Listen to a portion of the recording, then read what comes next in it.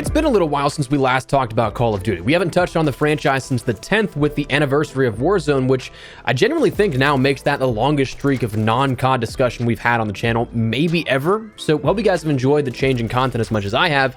But anyways, we're back at it. With Season 3 upcoming for Modern Warfare 3, we'll have a bit more content over the next coming week or weeks leading up to that. But as we gear up towards April, historically speaking, we're actually getting close to reveal times for when Call of Duty's next projects would be revealed. So today I wanted to examine the likelihood of when we see our first official details about what's rumored to be Black Ops, Gulf War, and COD 2024 to keep you in the loop. So drop your thoughts down below. What are you hoping to see for Gulf War? Or perhaps when are you hoping to see this kind of stuff? Sooner, later, whenever the case, let me know. And of course, if you enjoy the video, do me a favor and drop a like on it. And if you're new, consider subscribing. I'd love to have in the community. But for now, let's start with a little disclaimer. This is firstly just a casual discussion laying out the possibilities of the year, a top level look at when we should start seeing details about Gulf War in an official capacity. We've already seen plenty of leaks and such to date, with more likely on the way in the near future, but we're not talking about those today. We're instead talking potential and the windows of opportunity that Activision and Call of Duty as an IP usually act within, and what makes the most and logical sense to see reveals and releases upcoming. So for reference, let's set up where we're at going into this year. Just going back in time a bit, Modern Warfare 3 ended up seeing its reveal on August 17th last year. Modern Warfare 2 the year before was June 8th, 2022. Vanguard, August 19th, 2021. Cold War, August 26th. Modern Warfare 2019, May 30th. Black Ops 4, May 17th. World War 2, April 26th. Infinite Warfare, May 2nd. Black Ops 3, April 27th. Advanced Warfare, May 2nd. Ghosts, May 21st. Black Ops 2, May 1st. Modern Warfare 3, May 23rd. Black Ops, May 19th. Modern Warfare 2, May 22nd. World at War, June 23rd. And COD 4 Modern Warfare, May 12th, 2007. So in recent years, you of course see these happening way later in the calendar year, but before that, up until Modern Warfare 2019, basically every game was in that April to May, usually May window of when those reveals would happen. Now those later reveals though are predominantly because of Warzone. That became the jumping off point. Those August reveals are a direct correlation to Warzone reveal events. Kony's occupation and destruction of Observatory leading to the Modern Warfare 3 reveal, the Battle of Verdansk for Vanguard's reveal event in the stadium, Cold War-like attack for Cold War's reveal. Warzone's launch back in 2020 ushered in a deviation from the standard marketing of old, because normally the games would be marketed just about a month or two after when Warzone initially launched. But again, in 2020, they invested so heavily into a free-to-play element, the first time in a mainline Call of Duty game that we had something free, they weren't going to let their foot off the gas with that. So we saw things shift from where a reveal would normally happen in April to May, just a month or two after the launch of Warzone, to where they'd then allow Warzone to not only breathe a bit and grow for a few months, but also to be that main focal point of attention for an entirely different game to make its debut. With that, obviously it pushed everything back to follow, like campaign reveals, alpha and beta periods, multiplayer reveals, then full-on launches. So instead of waiting 6 months for all that to happen after a reveal that would normally happen in the spring, it instead would all happen in like 2 to 3 months, so a lot more COD and a lot more condensed a window, but all a byproduct of that Warzone launch and expansions in the spring of that year. So while recent years' trends tend to lean this way and a later reveal, and while it's very possible, I'm also still partially considering that we might actually see things for a reveal much closer than we may anticipate, going back to a traditional year of marketing akin to most recently Modern Warfare 2. To me, this comes down to simply just wanting to hype up the next game as much as possible, but also shift focus away from what is a Frankenstein game. Just like Modern Warfare 2 after Vanguard, Vanguard was very much so a filler game that didn't have near enough time to bake, with Sledgehammer being kind of thrown under the bus with that one. Seems like it's that way again with Modern Warfare 3, even though fundamentally, I really do enjoy the game and think that it's what Modern Warfare 2 should have been, but this, all intents and purposes, is kind of a filler year. I don't think there's any denying that. So when you have a game in Gulf War that's been baking for as long as 4 years now, making it the longest developed COD title in the franchise, just as Modern Warfare 2 before was with 3 years, it makes sense to start building up that hype over a game that was seemingly just a placeholder in the grand scheme of things. Like if you look at all the trends data and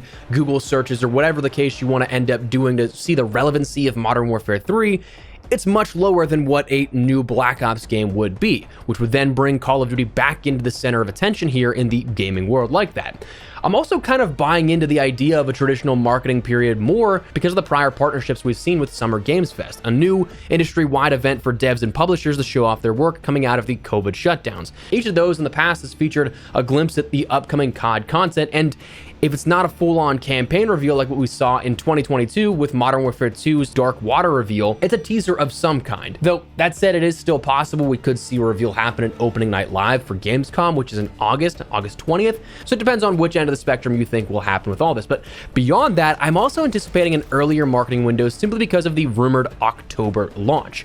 Every October launch date to date has been revealed earlier rather than later, which makes sense because if you were to think about a condensed nature of a late August reveal, you'd have to fit in that time frame a campaign reveal, usually with some gameplay, probably again at something like an Opening Night Live. In recent years, a multiplayer reveal, something like a COD Next, an alpha and or beta, which are usually multiple weeks, and then a sort of third mode reveal on top of all of that, in addition to the existing title of Season 6 and the content that would have to be getting supported at that point, all within a window of 2 months. Logistically, that's a nightmare.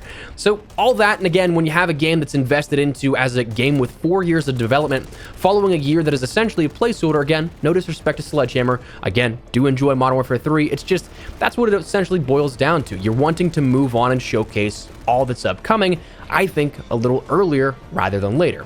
But anyways, regardless of all that kind of stuff, when you look further down the line here beyond just a reveal, there's a few couple of things that I think are positives to note as well for the future of what's upcoming with Black Ops Gulf War.